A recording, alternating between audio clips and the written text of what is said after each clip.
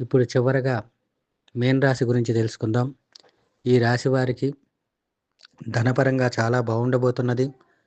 కుటుంబపరంగా బాగుండబోతున్నది. అదేవిధంగా స్థిరాస్తులు కొనుగోలు చేసేటటువంటి అవకాశాలు ఎక్కువగా గోచరిస్తున్నాయి. 6వ స్థానానికి అధిపతి అయిన రవి శనిగ్రహ మకర రాశిలో సంచరిస్తున్నప్పటికీ, రుణ ఒత్తిళ్లు ఉన్నప్పటికీ వాటిని అధిగమిస్తారు. ఆర్థికంగా మంచి పట్టిందల్లా బంగారంగా ఉండేటటువంటి అవకాశాలు ఎక్కువగా ఉన్నాయి. తర్వాత షేర్ మార్కెట్ల పరంగా పెట్టుబడులు పెట్టేటటువంటి వారు మాత్రం ఆచితూచి నిర్ణయాలు తీసుకోవాలి. తొందరపాటు వలన కొన్ని సమస్యలు తలెత్తేటటువంటి అవకాశాలు ఎక్కువగా గోచరిస్తున్నాయి. దీంతో పాటుగా గతంలో శుభకార్యాల కోసం ఎదురు చూసేటటువంటి వారికి గృహంలో శుభకార్యాలు జరగటం, గృహ నిర్మాణాలు చేపట్టడం, వివాహం కోసం ఎదురు చూసేటటువంటి వారికి కూడా శుభవార్తలు వినటం అనేటటువంటివి జరుగుతాయి. అదేవిధంగా న్యాయపరమైనటువంటి సమస్యలకు చక్కటి పరిష్కారం అనేది లభించబోతున్నది. తర్వాత ఏవైతే ఇతరత్రా సమస్యలు ఉన్నాయో వాటినన్నిటిని కూడా వారం ద్వితీయార్థం నుంచి బాగా అభివృద్ధి పయంలోకి పయనించే అవకాశాలు ఎక్కువ ఉన్నాయి. అయితే షూరిటీలు పెట్టే విషయంలో చాలా జాగ్రత్తగా ఉండాలి.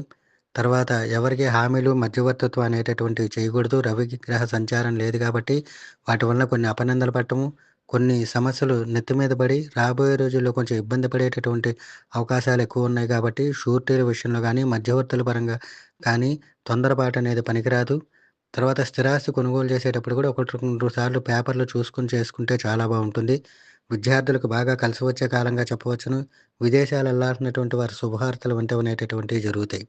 ముఖ్యంగా ఈ రాశి వారికి రుణపరంగా, శత్రుపరంగా చికాకులు, కొన్ని చిన్న చిన్న విషయాల్లో అనారోగ్య సమస్యలు తలెత్తుతూ ఉండటం అనేటటువంటివి జరుగుతాయి. ఏది ఏమైనా ఆరోగ్యపరంగా, రుణ బాధల పరంగా, మధ్యవర్తిత్వ పరంగా కొంచెం సమస్యలు ఉన్నప్పటికీ, రుణ బాధలు ఉన్నప్పటికీ వాటిని అధిగమిస్తారు. ఆర్థికంగా సమయానికి ధనం కుజుడు ఉచ్చ స్థానంలో ఉండటం వల్ల రావటం, అదేవిధంగా బ్యాంక్ బ్యాలెన్స్ పెంచుకోవటం అనేటటువంటివి జరుగుతాయి. అకస్మాత్తుగా ధనం చేకూరేటటువంటి అవకాశాలు ఎక్కువగా ఉన్నాయి.